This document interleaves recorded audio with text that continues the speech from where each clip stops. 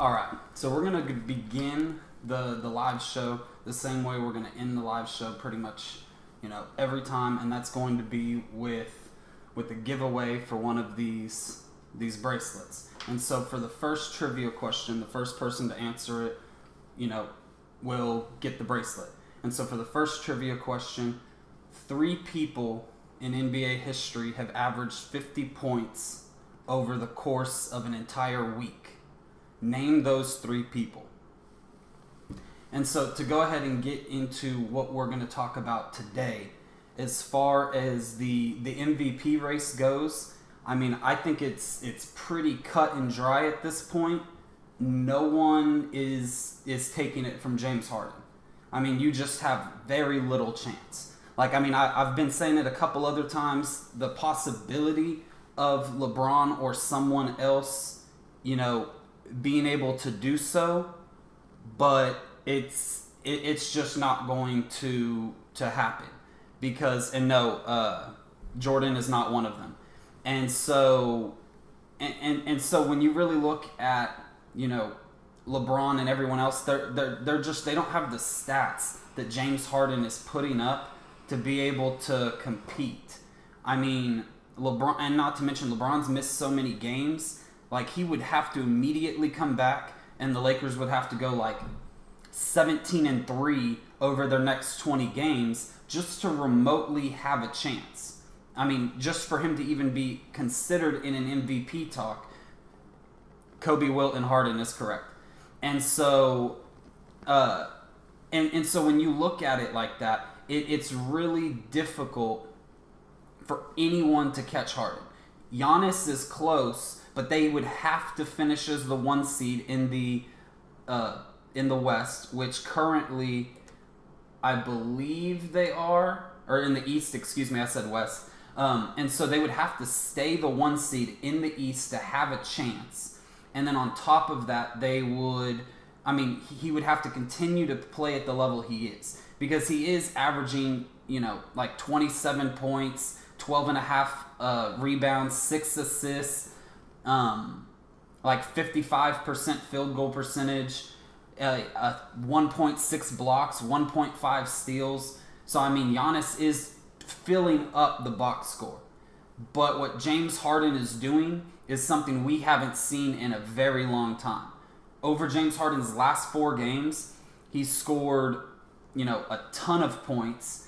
I'm pretty sure he's averaging 50.25 points over his last 4 games for this last week, which is insane that, he's doing that in the modern era, free throws or not. The fact that he's just going out there nightly and you can't, stop him from getting 50 points a night, that pretty much gives him the MVP award. And then as far as your second tier, Giannis is pretty much your clear-cut 2 at the moment. And then that's when everything starts to get a little trickier. LeBron has moved out of the 3 spot until he actually comes back. And so he's no longer even at the 3 spot. You've more got, I would put Jokic as my 3rd in the MVP race. The Nuggets are the number 1 seed. They were the number 1 seed in the Western Conference. They just lost it to the Warriors. For him to win an MVP, they would have to be the number 1 seed, and he would have to raise his points from that 18 point a game to at least 20. Because if he goes out there and averages 20, 10, 7, and 1.5 steals like he's currently doing at the center position, that's huge. And the Nuggets have had so many pieces missing and so many injuries, and to still continue to be winning, the constant piece is Jokic, and he really should be given more consideration for the MVP. And then past Jokic, I would probably put Curry at 4. They've been playing a lot better since Curry got back healthy. You could almost even slide him up to 3. And then at 5, you would probably have to put... I would probably have to put Kawhi at that point just because of how well the Raptors have played as a whole. But again, I'm hard-pressed to do that because the Raptors are now 9-1 when Kawhi doesn't play. So in 10 games, they have a 90% win percentage when Kawhi doesn't play with them, and they're 26 and 12 when Kawhi does play. So, I mean, like, it's hard to say he's the MVP when his team is so much better without him. But when, on the contingency, too, they have had some of those games where they're 26 and 12 without Kyle Lowry where he's played, and the team is much worse without Kyle Lowry. And that's why at the bottom of my MVP rankings, I've kind of had Kyle Lowry hovering at the 10 to 12 spots, even though he doesn't have amazing stats. Because, again, he's not as, like, flashy as Lonzo, but he does similar to what Lonzo does. He only has like a 17-18% usage rate. So he's taking a low amount of shots. I mean, he has the ball in his hands for a low amount of time, but he's getting a high amount of assists. And so that's something that you want to see out of, your point guard. And so he has done that pretty well. And, if you come over here and we kind of look now at this, you can see, obviously, James Harden and the Rockets, they just were able to come through with that win last night. And that kind of puts a damper on what the Lakers were hoping for, right? Because you were hoping that you were going to have won both of those games because after the way they started, and now it's looking a lot more like it's just not looking as good because now they have to go into Golden State, or not in the Golden State, but they have to play Golden State in LA tomorrow, in which Lonzo just rolled his ankle. Little chance he comes back for that. Rondo may come back, but if he does, that's his first game back with the messed up hand. And then you have LeBron out. I think some of those things are issues, and I'm concerned, obviously, that they're going to end up dropping tomorrow's game, and it really shouldn't be continued to look at as they don't have LeBron. At this point, they don't have three primary ball handlers. It's going to be hard to win games. And so, I'm really looking for them to kind of, get it together, because Lonzo's shown if he can get back on the court and stay healthy, he has a legitimate first-team all-defense case at the point guard position. Like, it is legitimate now. Like, it's not just, some talk from early in the year. He is legitimately locking down point guards on a nightly basis.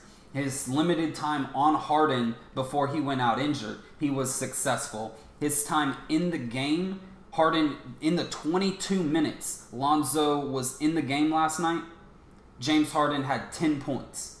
In the 21 minutes that James Harden played or the 23 minutes or whatever it was that James Harden played in which Lonzo was not in the game, James Harden scored 38 points. So he had 38 points to 10 points in relatively the same amount of time. Now, Lonzo wasn't even on Harden for all of those plays, but he was basically quarterbacking the defense. He was calling out signals, being in the right spot on help defense. He was doing a lot of things that he needed to do, as well as trying to orchestrate what they were trying to game plan, which was pretty much daring anyone outside of James Harden to beat them. And it was working until Lonzo went out, and all of a sudden James Harden was no longer, being neutralized, and all of a sudden he just was able to continue to shoot, and he was now getting the shots that the Lakers had prevented him from all game. And so that really was a huge blow. And to kind of, transition right back into, the NBA awards discussion, I think the most competitive award this year by far is Most Improved Player award.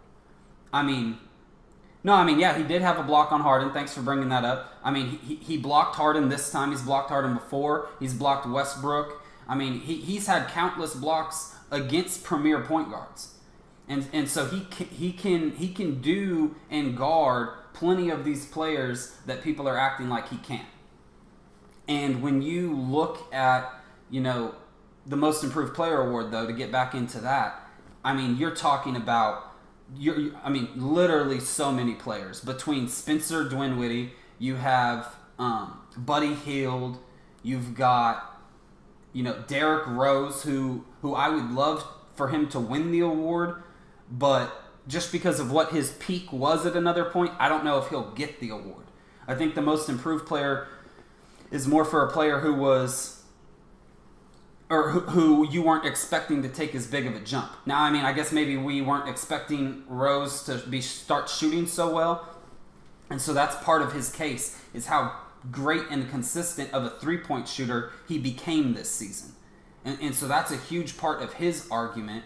I mean, and then like I said, you've got Buddy Hield, I mean, Spencer Dinwiddie. I mean, the list really is highly competitive. Yeah, I mean, I hadn't even mentioned Sabonis. I mean, Siakam. So Sabonis, I have him on my fantasy team. The dude has been, he's literally, fantasy points-wise, he's averaging like 30 a game.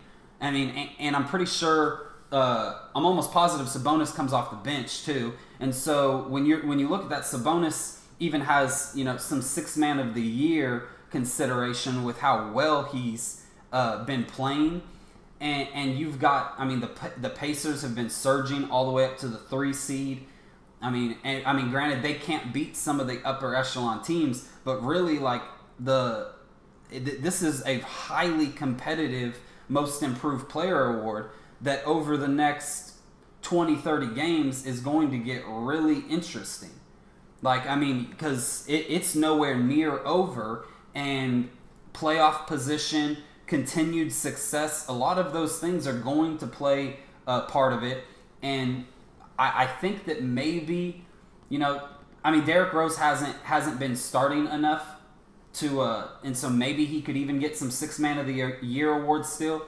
It just depends on how much he does get to start going forward. I don't know the requirements off the top of my head on how many games you're allowed to start until you're considered a starter and not a sixth man. And so I'll have to, I'd have to know that to be able to say further. But I mean, even when you look at like how well the Nets have done, even D'Angelo Russell is honestly should be in consideration. Like the Nets have 2 players in consideration really for most improved, because I really think D'Angelo Russell has, I mean, he was last season, there was talk on whose stats were better, his or Lonzo's, and there was, some real talk on it.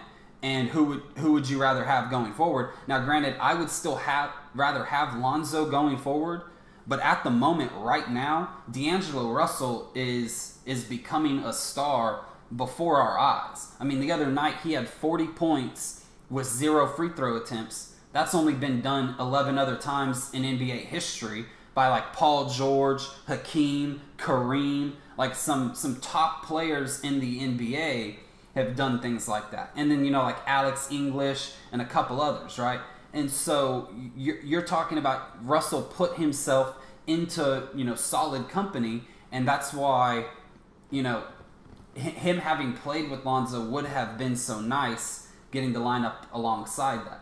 And so when you kind of just look down the list, there's countless most improved player awards. And even ones who won't get it because they don't have the stat increase. Players like Blake Griffin, the ability to shoot threes, take step back threes, kind of just dribble around and take a three and not just like a spot up open three. I've seen so much more out of Blake Griffin's game this year than I thought he would have, and it's impressed me, because that's what you were needing out of Blake Griffin for the past couple years, was him to take those steps.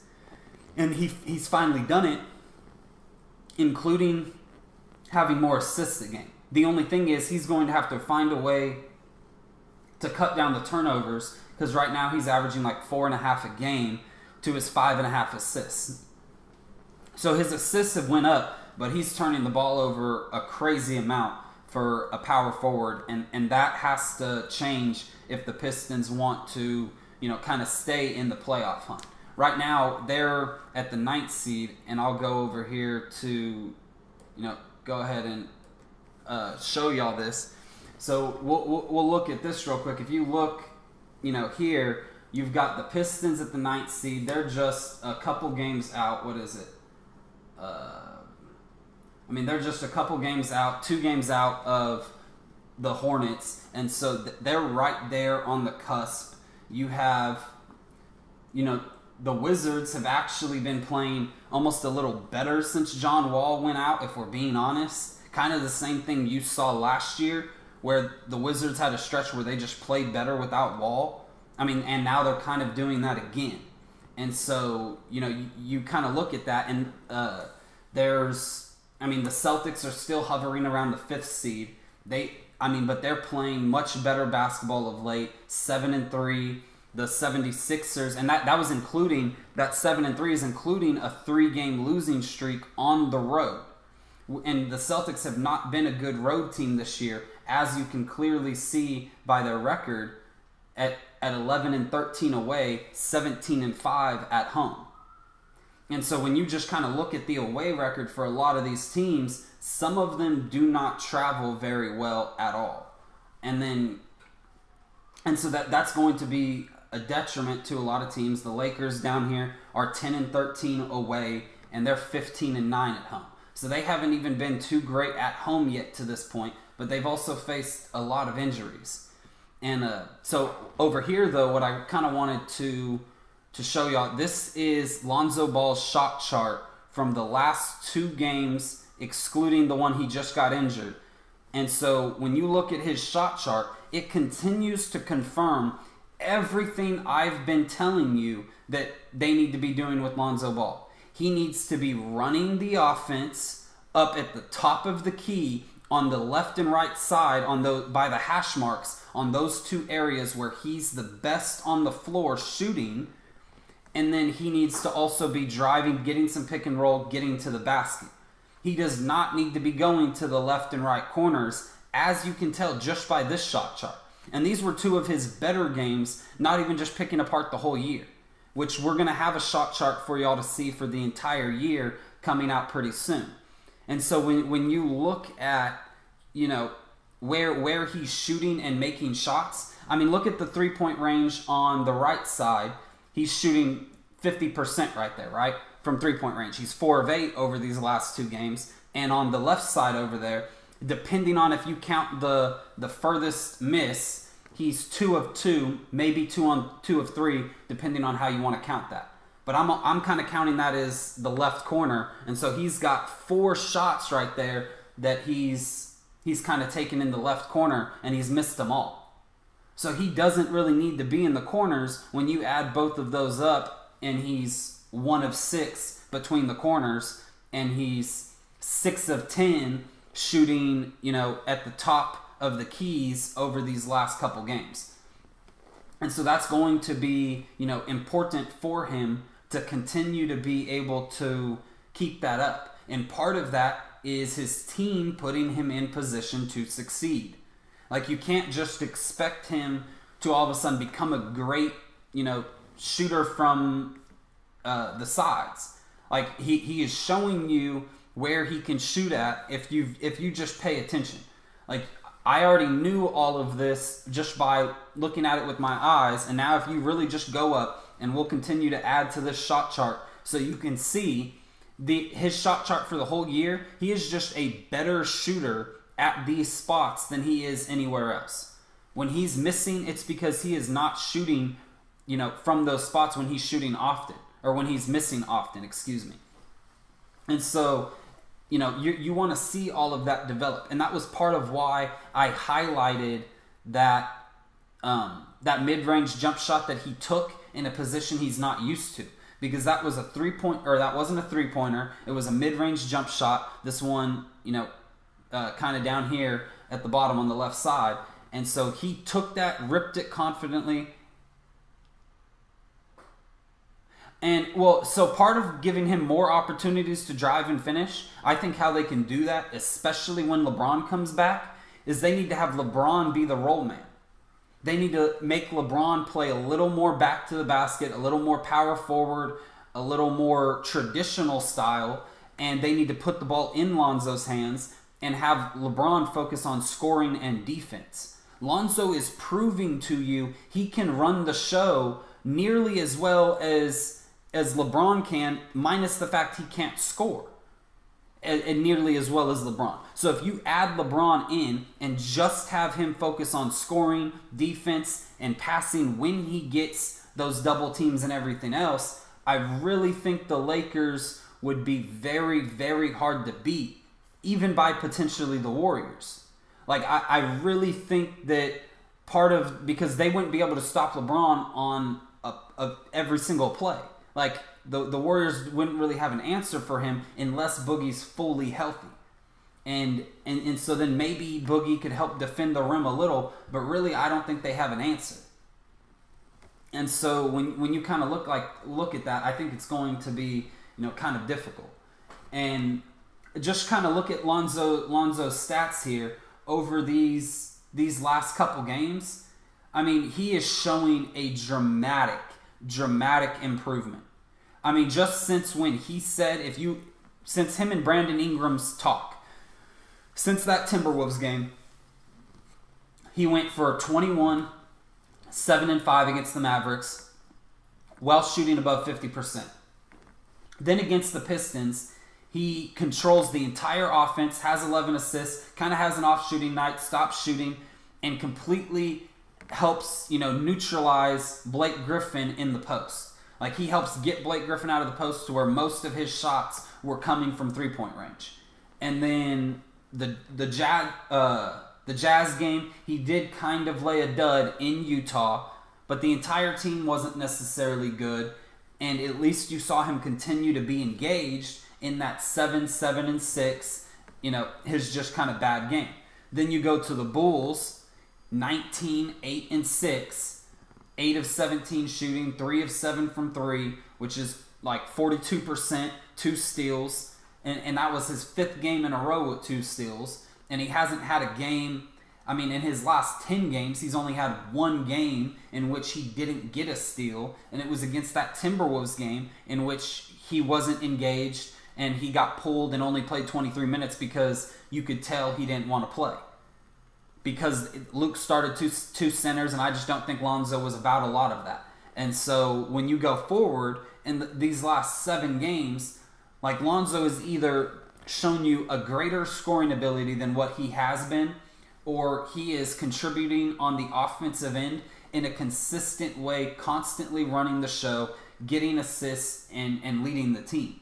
In the last 6 games, 3 of them, he has double-digit assists. No other time in his career does he have, 3 double-digit assist games in a span of 6 games.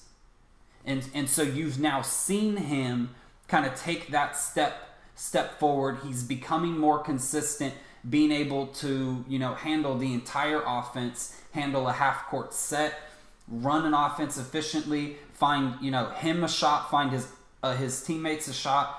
And he showed you that in that 22 minutes that he played, he was 4 of 7 already. He had 7 assists in the first quarter, and he went out with I think it was 9-10 minutes to go in that third quarter. So he still had a ton of time left in the ball game to continue to add to that. So you're talking about that Rockets game in which they should have won. He would have been coming off, a career high in assists. But he missed that career high in assists due to injury. And you have to really hope that he's going to be able to come back quickly, because he was having such a great rhythm that you don't want that to be disrupted by LeBron coming back in immediately, taking over the team, them start winning, and then Lonzo be back after a week or two, and now he has to find his role. Lonzo's been the one whose roles continued to change all year, and he's finally gotten a consistent role on the team and is finally playing consistently as well. And you're starting to see that to the point where, the bust talk is getting real quiet. Because now you can't call him a bust. You have to say, well, why is he still shooting 40-something% from the free throw line? Well, I don't know. Hopefully that improves, because I can't make an excuse for it. But when you go over here, we can even come look. I've heard a lot of talk, about Brandon Ingram lately, where people have been harping on Ingram for his play. I think that is very, I don't think that should happen. I mean, he had one bad game in this entire stretch. It was against the Thunder. They still won, and he still had 11 assists. Now, yeah, he was kind of bad against this Timberwolves game, but again, Luke started 2 centers, and I don't know how you're going to expect Ingram, who has to drive to the basket, to have spacing to be able to drive with 2 centers. Like, that was not going to end well. And so he didn't have a good game that game, but everything else, I mean, you consistently see him score double digits for the Lakers and contribute in other ways. I mean, he's legit averaging, over his last, 5 games, he's averaging 16, 5, and 5, and that's not good enough. Now, and if you go back through, and he's averaging 16 points on the season, and yeah, he's not averaging 5 assists for the whole season, but if he was leading a team by himself, he would be averaging 5 or 6 assists per game on the season. And so that's really part of what people need to look at, is that they have a lot of talent. They're not developed shooters. And so the games the Lakers look the best, especially without LeBron, is when Kuzma gets going and gets hot from 3, because then between him and Lonzo, they can actually space the floor for Brandon Ingram and others to be able to kind of go to work, especially if KCP and Hart is hit as well. And so, you spacing, people are really underestimating how much that really helps people when driving to the basket or just doing anything. Obviously, you need to be able to have as much room as possible to operate. I mean, that's just common sense. And so, we kind of look at the Lakers' schedule here. Their next 5 games start to look really winnable outside of this Warriors game. So you think they most likely lose tonight, and, they're still going to be the 9th seed in the Western Conference, fine. And then LeBron's going to come back. Well, will they be the 9th seed? Hold up. They would be the... Oh, no, I mean, if the Lakers lose again and the Kings win, the Lakers will be the 10th seed when LeBron comes back, if he's not back for this Warriors game. So they'll be the 10th seed, going into that game. Then they'll have the Timberwolves, Suns, Sixers, and Clippers as their next 4. And you should be able to win at least 3 of those games, given you've got LeBron and Lonzo. And so hopefully 5 days is enough for Lonzo's ankle to heal. I doubt he's going to be available for tomorrow's Warriors game, even though the x-ray came back negative. I would say more likely you're going to probably see him, either in the Timberwolves or maybe at latest the Suns and really, really latest 76ers. You're not going to see Lonzo be out longer than a week or 2, I wouldn't think. I mean, he did, have a pretty bad ankle sprain and wasn't able to walk at all. But I mean, his brother has had really bad ankle sprains too, and I think he'll be able to get back on the court sooner than we think. And so the Lakers really need to kind of go at minimum 3-2 over their next 5. And so if you're assuming they lose to the Warriors, that's 4 games where they're going to have to kind of go 3-1. Because just going 3-2 over their next 5, that's going to put them at 28-24, which is, I mean, they could lose that game. The Mavericks, they should win. The Heat, they could probably lose. The Bulls, Well, and so it kind of looks like, because they play 3 teams they could possibly lose to, and 2 teams they could, they should beat. And so the Clippers could easily go 2-3, or they could go 3-2, even 4-1 over these games, depending on how they play the Spurs, Heat, and Kings. But what that also does, though, is if you go back to the NBA standings, the Kings are one of the teams that they play, and so, along with the Spurs, so you have the Clippers playing the Kings and Spurs, so some of those teams are guaranteed to kind of get losses, which will kind of help, right? And so, along with, the Lakers playing the Timberwolves, they need to be able to win that so they can further kind of the gap between them. And, I mean, you'll kind of see it across the board that these things will kind of, come into play. And if you haven't yet, I'll just play the first couple seconds. Or if you haven't yet, I mean, I just want to kind of show you this Westbrook thing here. I mean, if you haven't seen it on our site, you'll be able to see it another time. I mean, and we'll have a video one for the limited times he was on James Harden as well come out. And really all that these are showing is it's just highlighting our Lonzo defense thread, but in video form, play by play. So it's just going to kind of show you what he's doing, and you know how he performed in the game through what our scope of seeing it was on a near play by play basis, kind of what he did, and so I thought a lot of that was pretty interesting. So if you want to go check that out, it's on our site, YouTube and Twitter. And so to kind of, move out of basketball for a second, we're going to go ahead and briefly go over a little football just because it is the AFC and NFC championship game today. So I do want to, kind of gloss over everything.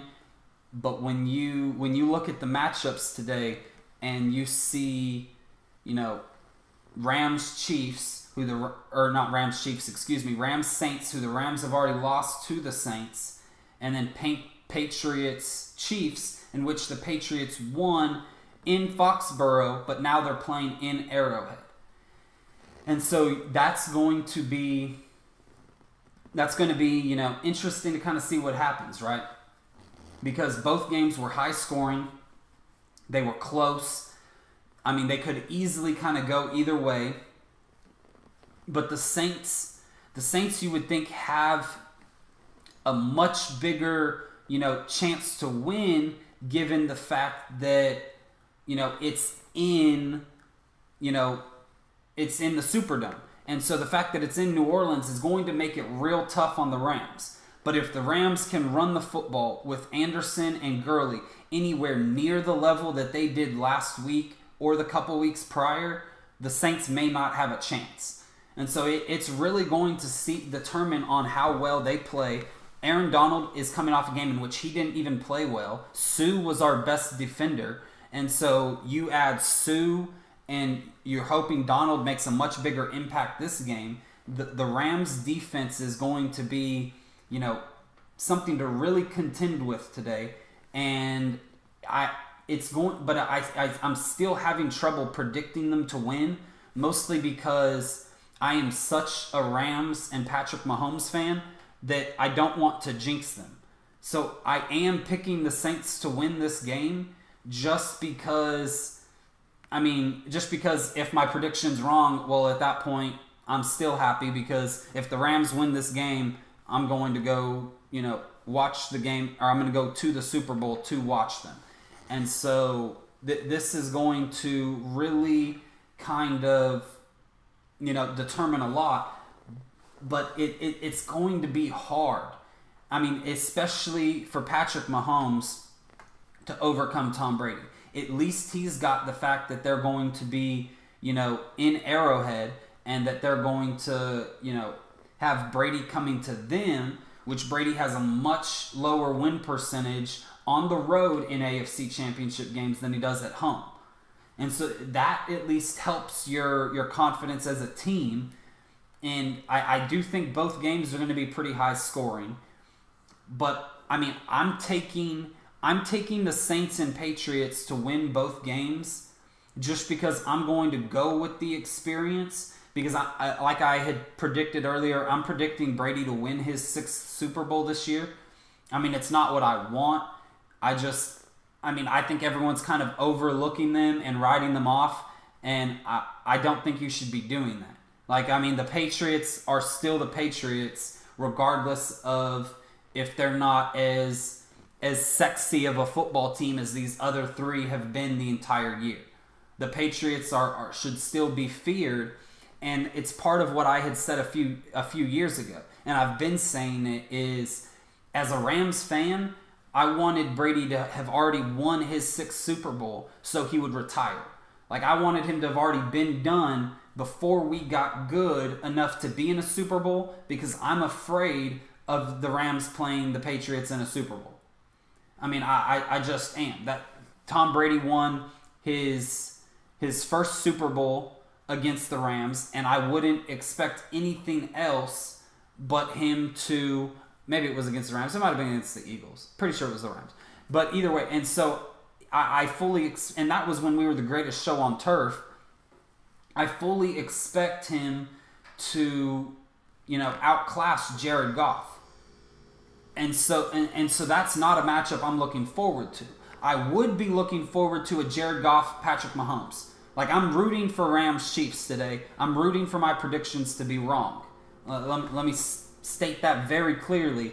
I want to be wrong today because I want it to be, Rams Patrick Mahomes. That would be, or Rams Chiefs, but I'm more just concerned about Patrick Mahomes. And so that would be my perfect Super Bowl. But I'm really hoping I can just jinx it. So I really think the Saints beat the Rams today. Probably somewhere around 35-30, give or take. And the Patriots Chiefs, I think the Patriots actually find a way to stop the Chiefs a little. And so I think that's probably going to be somewhere around 27-28-24. So like maybe 27-24, somewhere in that range. Patriots probably winning on a field goal like usual. I could see pretty much something like that happening. The Rams Saints still kind of being a shootout. You need to see Donald have a bigger impact on defense today to, disrupt Breeze. Because right now that's one of the bigger issues they have, is trying to stop Breeze, pretty much anywhere, right? And so because he's had such a high completion percentage, and, he did kind of pick the Rams apart last time they went against each other. And that was in LA, and this time it's going to be in New Orleans. And so it is going to be real difficult, and I will be surprised if the Rams go in there and win. But I would favor the Saints and Patriots in both of these matchups today. I would think they would have to just be the favorite because, their quarterback is better than the quarterback on the other team. And as much as I like Patrick Mahomes and he is the MVP, and I think he is an all-world talent, he just doesn't have the experience of Tom Brady. And I really think that you're going to see that play a fact in these games today. And so I'm looking for experience to win out. But kind of no matter what happens, at least we know we get a good Super Bowl. Either we get Sean McVay, Bill Belichick, Goff and Gurley versus Tom Brady, in which Brady goes for 6, or you get Mahomes and Goff, or you get Breeze and Brady, or you get Breeze and Mahomes.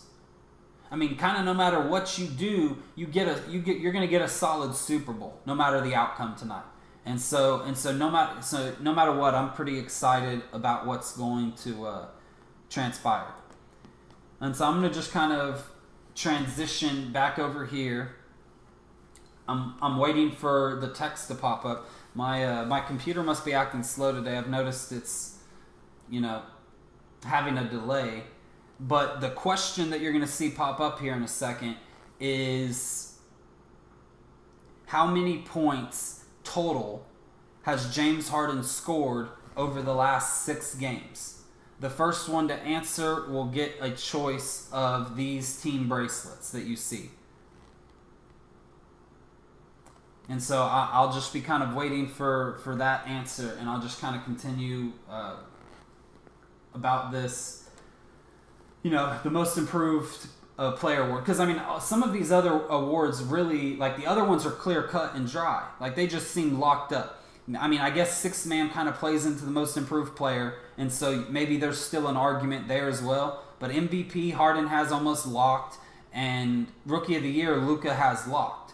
And so when you're looking at the rest of the awards, it really is that most improved player award that I think is the most intriguing the rest of the year, because so many players got exponentially better this offseason, and it's showing in their game coming into this year.